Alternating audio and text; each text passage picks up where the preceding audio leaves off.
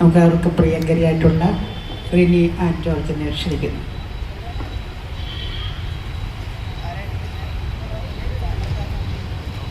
മഹിഷാസുരൻ എന്ന അസുരൻ്റെ മേലുള്ള സ്ത്രീയുടെ വിജയത്തെ സൂചിപ്പിക്കുന്ന ഒരു ദിവസം കൂടിയാണ്.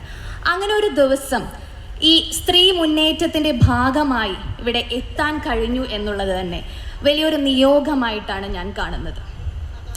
ഇങ്ങനെ ഒരു ദിവസം ഞാൻ ഇന്ന് സ്ത്രീകൾക്ക് മുന്നിൽ വന്ന് സംസാരിക്കുമ്പോൾ നമ്മൾ മനസ്സിലാക്കേണ്ട ഒരു കാര്യം, നമ്മുടെ ഭാരതീയ കൾച്ചറിൽ ഏറ്റവും അധികം സ്ത്രീകളെ ആദരിക്കുന്ന ഒരു കൾച്ചറാണ്.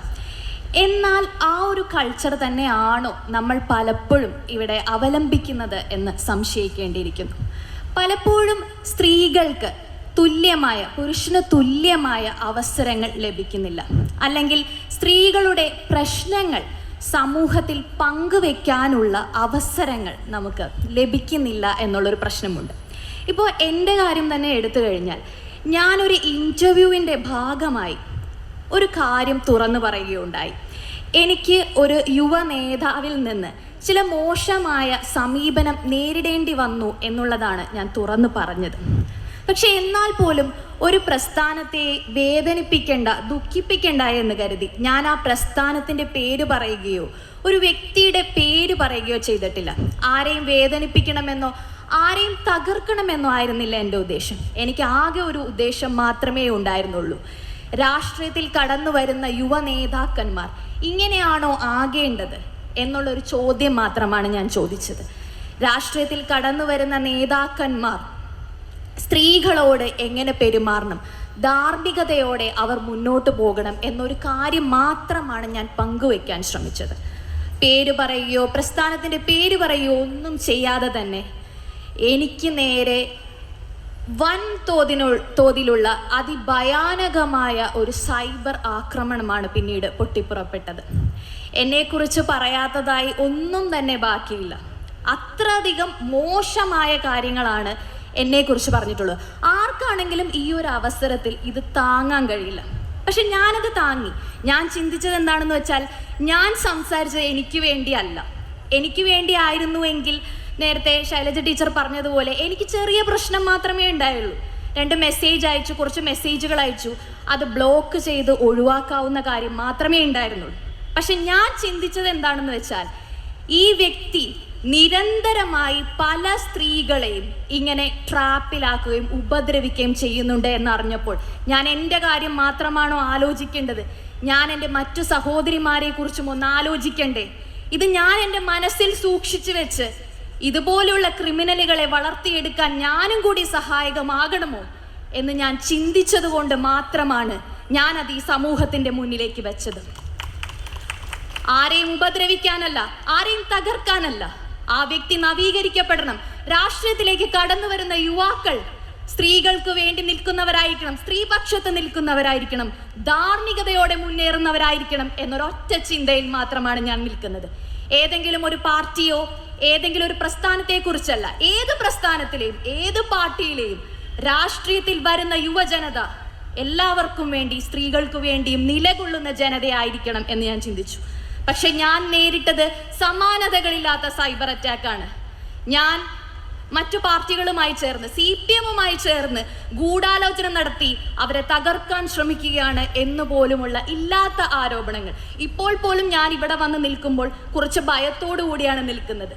കാരണം വീണ്ടും ഇത് വെച്ച് അവരിനി എന്തെല്ലാം കഥകൾ പ്രചരിപ്പിക്കുമെന്ന ഒരു മാനസികമായൊരു ഭയമുണ്ട്. എന്നാൽ പോലും ഞാൻ ഇന്നിവിടെ വരാൻ തയ്യാറായതിൻ്റെ കാരണം എന്താണെന്ന് വെച്ചാൽ, സ്ത്രീകൾക്ക് വേണ്ടി ഒരക്ഷരമെങ്കിലും സംസാരിക്കേണ്ടത്, അങ്ങനെ ഒരു ദൗത്യം എനിക്ക് കൂടി ഉണ്ട് എന്ന് ഞാൻ കരുതിയത് കൊണ്ടാണ് ഇവിടേക്ക് വന്നത്. എൻ്റെ അവസ്ഥ ഞാൻ നിങ്ങളോട് പറഞ്ഞു. ഇത്രയും പ്രശ്നങ്ങൾ ഞാൻ നേരിടുമ്പോൾ കൂടുതൽ തീവ്രമായ പ്രശ്നങ്ങൾ നേരിട്ട പെൺകുട്ടികളുടെ അവസ്ഥ എന്തായിരിക്കും എന്നൊന്ന് ചിന്തിച്ചു നോക്കുക. അവർക്ക് ഈ പൊതുസമൂഹത്തോട് വന്ന് ഇങ്ങനെ ഒരു പ്രശ്നം ഉണ്ടായി എന്ന് പറയാൻ പറ്റുമോ? ഇത്തരം ഇൻഫ്ലുവൻഷ്യൽ ആയിട്ടുള്ള ആളുകൾ അവരെ ഏതെല്ലാം വിധത്തിൽ ഭീഷണിപ്പെടുത്തും, ഏതെല്ലാം വിധത്തിൽ നശിപ്പിക്കാൻ ശ്രമിക്കും, അവരെ കൊല്ലാൻ പോലും ശ്രമിക്കുമോ എന്ന ഭയമാണ്. പല പെൺകുട്ടികളും ഇതുമായി ബന്ധപ്പെട്ടും പല രീതിയിൽ എന്നെ കോണ്ടാക്ട് ചെയ്യുകയും അവരുടെ കണ്ണീര് എന്നോട് ഷെയർ ചെയ്യുകയും ചെയ്തു. പലരും വിളിച്ചിട്ട് നിർത്താതെ കരയുകയാണ്, അവർ അനുഭവിച്ച വേദനകൾ പങ്കുവെക്കുകയാണ്. പക്ഷെ അവരോട് ഞാൻ പറയുമ്പോൾ പുറത്തിറങ്ങി നിങ്ങൾ പറയൂ, പരാതി കൊടുക്കൂ എന്ന് പറയുമ്പോൾ അവർക്ക് ഭയമാണ്. എങ്ങനെയാണ് പെൺകുട്ടികൾക്ക് മുന്നോട്ട് വരാൻ കഴിയുന്നത് എന്നാണ് ഞാൻ ചോദിക്കുന്നത്. പ്രത്യേകിച്ചും ഇത്തരം സ്ഥാനമാനങ്ങളിൽ ഇരിക്കുന്നവർ തന്നെ അത് ദുരുപയോഗം ചെയ്യുമ്പോൾ എന്തു ചെയ്യാൻ പറ്റും എന്നുള്ളൊരു പ്രശ്നം നമ്മൾ ഫേസ് ചെയ്യുന്നുണ്ട്. കുട്ടികളടക്കം 10 വയസ്സുള്ള ഒരു കുട്ടി കുറച്ച് ഗൗരവത്തോടെ സംസാരിച്ചാൽ അവളടക്കം സൈബർ അറ്റാക്കിന് വിധേയയാകും. 93 വയസ്സുള്ള ഒരു സ്ത്രീ ഒരു കാര്യം, ഒരു അഭിപ്രായം പറഞ്ഞാൽ പോലും അവൾ സൈബർ അറ്റാക്കിന് വിധേയരാകും. എന്നാൽ നിങ്ങൾ ശ്രദ്ധിച്ചിട്ടുണ്ടോ, പുരുഷന്മാർ ഒരു അഭിപ്രായം പറയുമ്പോൾ ശരിയാണ്, കുറേ വിയോജിപ്പുകളൊക്കെ ഉണ്ടാവും. തീർച്ചയായിട്ടും പുരുഷന്മാരുടെ അഭിപ്രായങ്ങൾക്കും വിയോജിപ്പുകളൊക്കെ വരുന്നുണ്ട്. പക്ഷെ പുരുഷന്മാർ അഭിപ്രായങ്ങൾ പറയുമ്പോൾ സ്ത്രീകൾ അഭിപ്രായങ്ങൾ പറയുമ്പോൾ ഉണ്ടാകുന്നത് പോലെയുള്ള ഒരു വൻതോതിലുള്ള ഒരു സൈബർ അറ്റാക്ക് നേരിടുന്നില്ല എന്നുള്ളതാണ് സത്യം.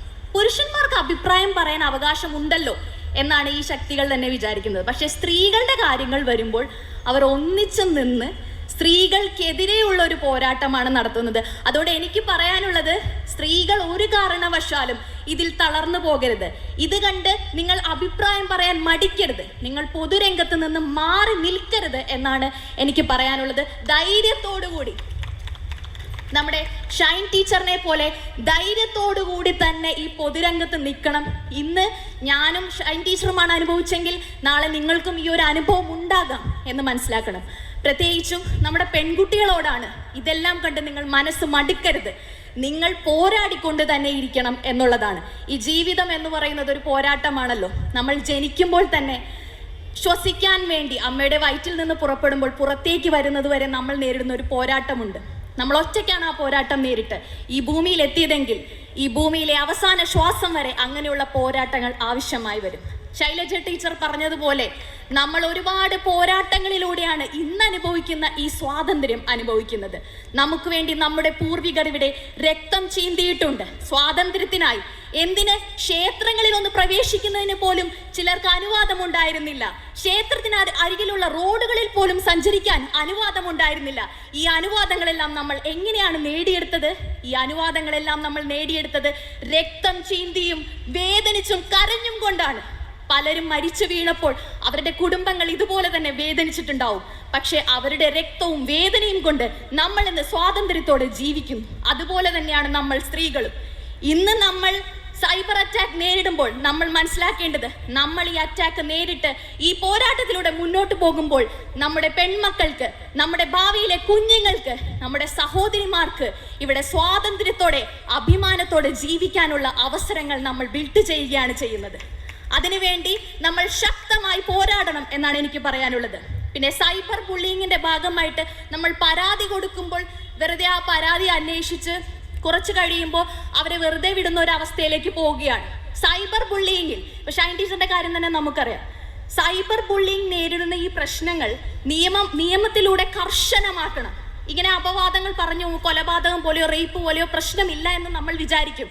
പക്ഷേ ഈ സൈബർ ബുള്ളിങ് നേരിടുന്ന വ്യക്തികൾക്ക് മാത്രമാണ് അത് എത്രത്തോളം ബുദ്ധിമുട്ടുണ്ടാക്കുന്ന ഒരു കാര്യമാണെന്ന് മനസ്സിലാക്കാൻ കഴിയുള്ളൂ. അതുകൊണ്ട് ഒരാളെ മാനസികമായി ഇല്ലാതാക്കുന്നതും അയാളെ കൊല്ലുന്നതിന് തുല്യമായ ഒരു പ്രവൃത്തിയാണെന്ന് നമ്മൾ മനസ്സിലാക്കി സൈബർ നിയമങ്ങൾ കുറെ കൂടെ ശക്തിപ്പെടുത്തണമെന്നും, അതുപോലെ തന്നെ നമ്മുടെ സർക്കാരുകൾ, അത് കേന്ദ്ര തലത്തിലാണെങ്കിലും സംസ്ഥാന തലത്തിലാണെങ്കിൽ പോലും നമ്മുടെ സർക്കാരുകൾ ഇത്തരത്തിലുള്ള സോഷ്യൽ മീഡിയ പ്രവർത്തനങ്ങളെ വേണ്ട വിധത്തിൽ നിയന്ത്രിക്കണമെന്നാണ് എനിക്ക് അഭിപ്രായമുള്ളത്.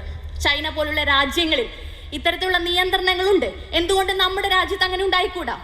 അഭിപ്രായങ്ങൾ ആർക്ക് വേണമെങ്കിലും പറയാം, വിയോജിപ്പുകൾ ഉണ്ടാവും. തീർച്ചയായിട്ടും സ്ത്രീകൾ രാഷ്ട്രീയത്തിൽ വരുമ്പോൾ അവരെ വിയോജിക്കേണ്ടി വന്നാൽ വിയോജിക്കേണ്ടി വരും. സ്ത്രീകളാണെന്ന് പറഞ്ഞ് നമുക്കെല്ലാം അംഗീകരിക്കാനൊന്നും പറ്റില്ല. പക്ഷെ എന്ന് കരുതി ആ സ്ത്രീയെ ലൈംഗികമായി കളിയാക്കുക, അത്തരത്തിലുള്ള ആരോപണങ്ങൾ ഉന്നയിക്കുക എന്നൊക്കെ പറയുന്നത് അതിനീചമായ പ്രവൃത്തികളാണ്. അത്തരത്തിലുള്ള ആക്ടിനെ സർക്കാരുകൾ നിയന്ത്രിക്കണം എന്നാണ് എനിക്ക് പറയാനുള്ളത്.